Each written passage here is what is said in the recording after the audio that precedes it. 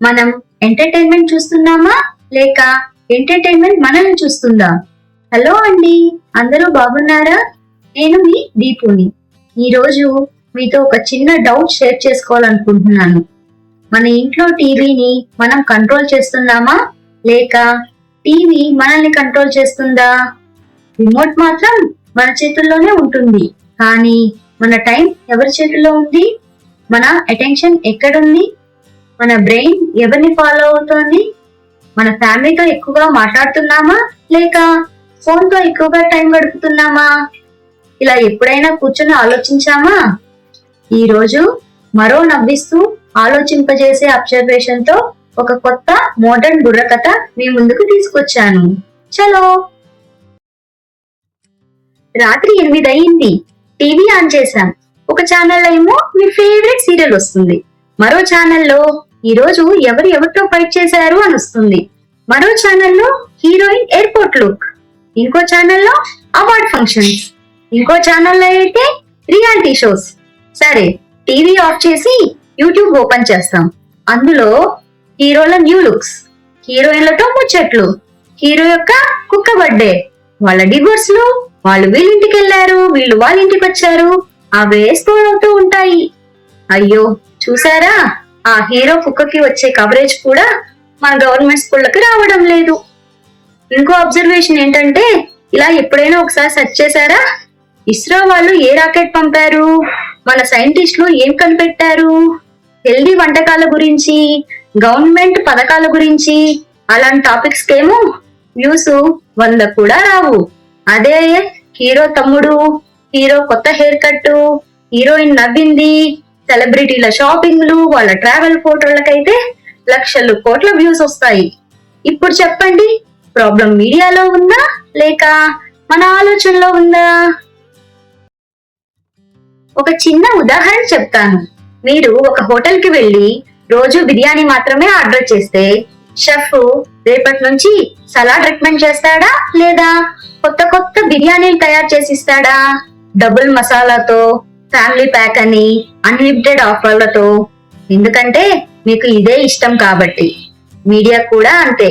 మనం గాసిప్ చేస్తే గాసిప్ పెరుగుతుంది, డ్రామా చేస్తే డ్రామా పెరుగుతుంది, కాంట్రవర్సీ చేస్తే కాంట్రవర్సీ పెరుగుతుంది, నాలెడ్జ్ చూస్తే నాలెడ్జ్ కూడా పెరుగుతుంది.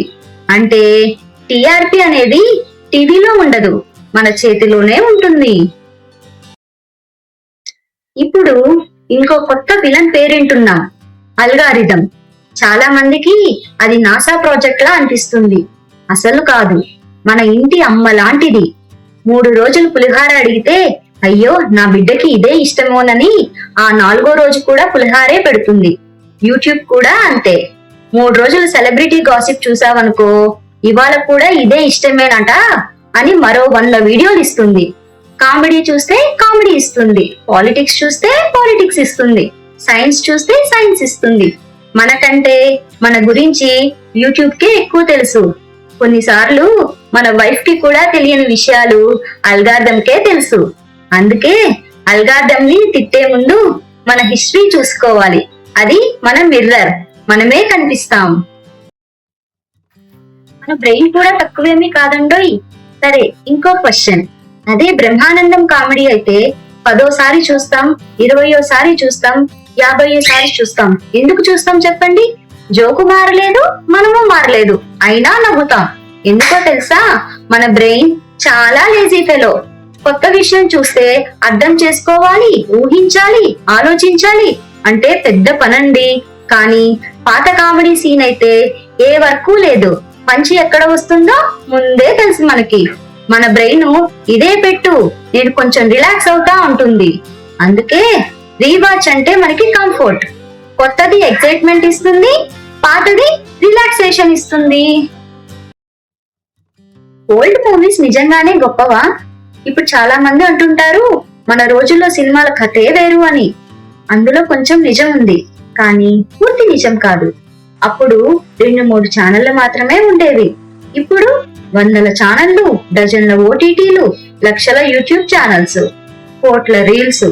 అందరూ మన అటెన్షన్ కోసమే ఫైట్ చేస్తున్నారు. అప్పట్లో సినిమా ఒక్కటే మెయిన్ ఎంటర్టైన్మెంట్. సినిమా మొదలైతే 2 గంటలు చూసేవాళ్ళం. ఇప్పుడు 10 సెకండ్లలో స్క్రోల్. అప్పుడు కాంపిటీషన్ తక్కువ.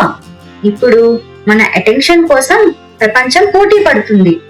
అందుకే ఎప్పుడూ కంటెంట్ చెడ్డది కాదు, కాంపిటీషన్ చాలా ఎక్కువ. అయితే తప్పెవరిది?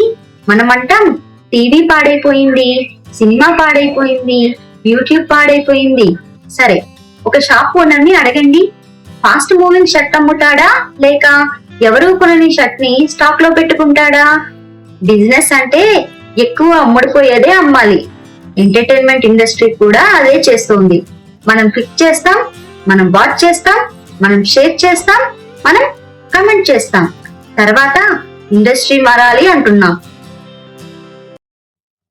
దీనికి పరిష్కారం ఏంటి అంటే ఎంటర్టైన్మెంట్ చూడొద్దా?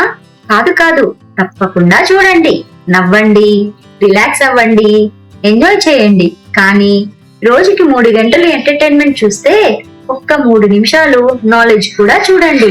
ఒక రైతు భరోసా, ఒక సైన్స్ వీడియో, ఒక హిస్టరీ స్టోరీ, ఒక సివిక్ ఇష్యూ.